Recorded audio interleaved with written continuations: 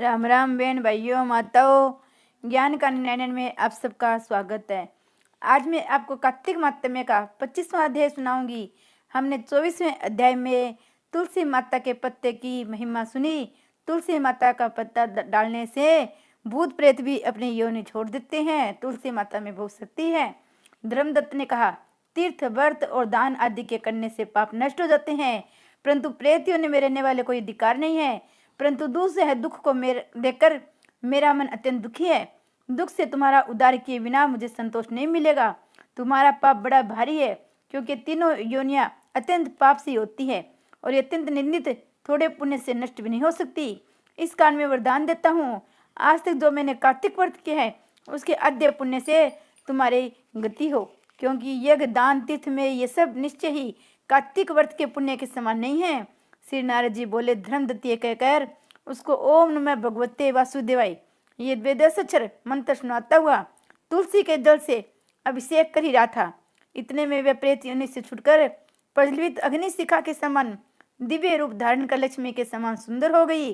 तब धर्मदत्त को दंडवत प्रणाम करती हुई प्रसन्नता से गदगद होकर बोली, हे विप्रश्रेष्ठ, आपके आशीर्वाद में इस घोर नरक से छुटी हुई गई और पाप सागर में डूबती हुई मेरे लिए आप नौका सदृश्य है।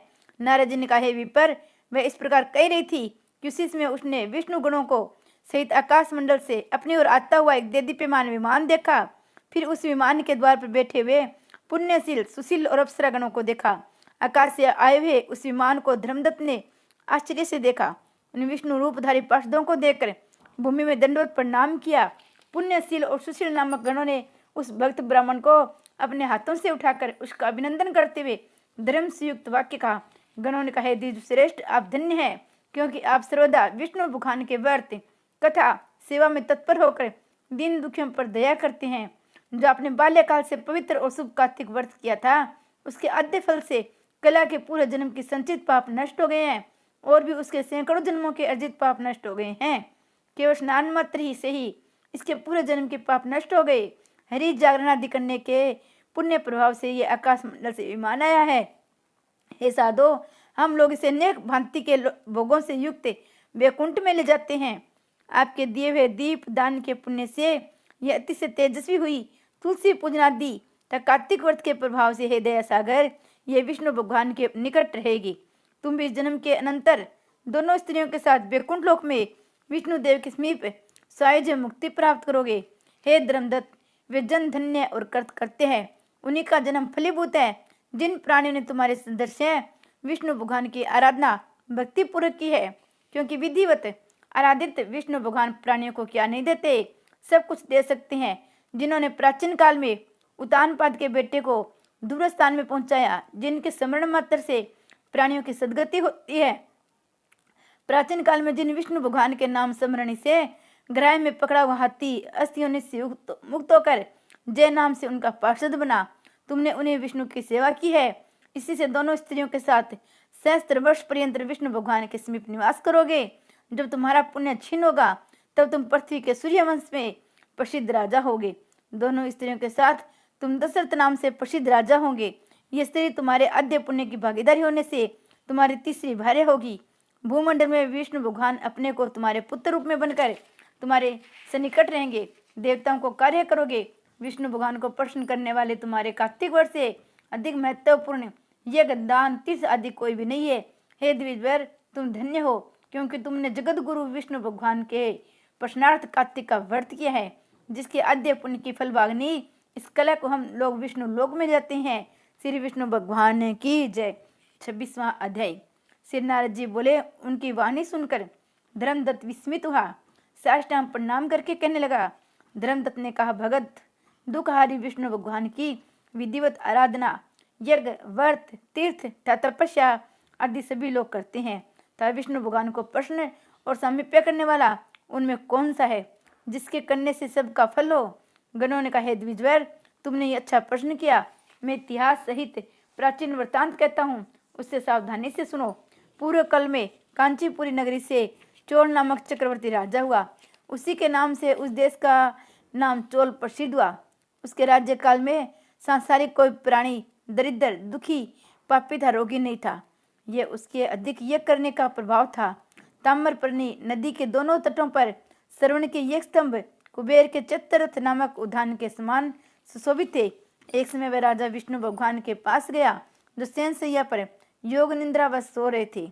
वहां पर राजा ने मणि, मोती और श्रवण के दिव्य फल फूलों से विधि पूर्वक श्री विष्णु भगवान की पूजा की। वह साष्टांग प्रणाम करके बैठ गया। उसी समय विष्णु भगवान के निकट एक ब्राह्मण को आते हुए देखा। वह भगवान की पूजा के निमित्त हाथ में तुलसी दल और जल लिए हुए था। वह इसी कांचीपुरी का रहने वाला विष्णुदास नामक ब्राह्मण था। विष्णुदास नामक ब्राह्मण ने वहां जाकर विष्णु भगवान को शस्त्र इत्यादि मंत्रों से स्नान कराकर तुलसी की मंजरी तथा दलों से विधि पूर्वक पूजन किया। तुलसी की पूजा से अपने रत्न में पूजा को ढकी देख राजा क्रोधित होकर ब्राह्मण से यह वाक्य बोला। चोर ने कहा, हे विष्णुदास, मैंने मणियों और श्रवणों के फूलों से भगवान की आराधना की थी उसे तुमने तुलसी के दलों से क्यों ढक दिया? तुम बेचारे विष्णु भक्ति क्या जानो, क्योंकि तुमने अति विचित्र श्रृंगार को आच्छादित कर दिया। उसका यह वचन सुनकर ब्राह्मण भी क्रोधित हो राजा के गौरव को तुच्छ समझकर कहने लगा। विष्णुदास ने कहा, हे राजन, तुम भक्ति करना नहीं जानते, तुमको केवल राजलक्ष्मी का निंदित घमंड है। बताओ, इसमें पूर्व तुमने भगवान का कितना व्रत किया है? दोनों गुणों ने कहा। ब्राह्मण का ऐसा वाक्य सुनकर राजा ने हंसकर घमंड से विष्णुदास से कहा। राजा ने कहा, विपर, विष्णु भगवान की भक्ति के अभिमान से यदि तू ऐसी बात कह रहा है तो तुझे श्री के दोनों दरिद्रों की भक्ति कितनी है, क्योंकि तुमने विष्णु भगवान की प्रसन्नता के लिए दान आदि कुछ भी नहीं किया, न पहले कहीं विष्णु भगवान का मंदिर बनाया है, तो क्या तुम इस प्रकार की भक्ति का गर्व कर सकते हो? यहाँ उपस्थित सभी ब्राह्मण मेरे वचनों को सुने। आप लोग देखिए, विष्णु भगवान को साक्षात दर्शन इनको होता है या मुझे, तब हम दोनों की भक्ति आप जान लेंगे। गणों का ऐसा कहकर वह राजा अपने महल में गया और अपने पुरोहित मुदगल को आचार्य बनाकर विष्णु यज्ञ प्रारंभ किया। जिस यज्ञ में अनेकों ऋषि बुलाए गए, बहुत सी दक्षिणा दी गई। जो यज्ञ पहले गया क्षेत्र में ब्रह्मा द्वारा किया गया था, वही यज्ञ यहाँ भी किया गया। विष्णुदास भी उसी पूरे मंदिर में व्रत करता हुआ विष्णु भगवान की प्रसन्नता के लिए यथोक्त नियमों को करता हुआ रहने लगा। माघ था कार्तिक मास का व्रत तुलसी के वन की रक्षा। एकादशी तिथि को विष्णु के द्वादश अक्षर मंत्र का जप किया। षोडश उपचार, गीत और नृत्य आदि मंगल कृत्यों से नित्य प्रति विष्णु भगवान की पूजा तथा उक्त व्रत आदि को किया। भूमि पर सोते चलते सदा विष्णु भगवान को देखता हुआ स्मरण करता हुआ सब प्राणियों में सम दृष्टि से विष्णु भगवान को देखता था। विष्णु के प्रश्नार्थार्थ सर्वदा माघ और कार्तिक व्रत के विशेष नियमों का पालन और उद्यापन विधि को किया। इस प्रकार व्रत में स्थित विष्णु में निष्ठा पूर्वक कर्म तथा इंद्रियों में तलीन हुए चोलेश्वर और विष्णुदास की आराधना करते हुए बहुत दिन बीत गए। श्री विष्णु भगवान की जय। आगे अध्याय में हम चोलेश्वर राजा और विष्णुदास ब्राह्मण की देखते हैं, भगवान किसको दर्शन देते हैं। जय विष्णु भगवान की जय।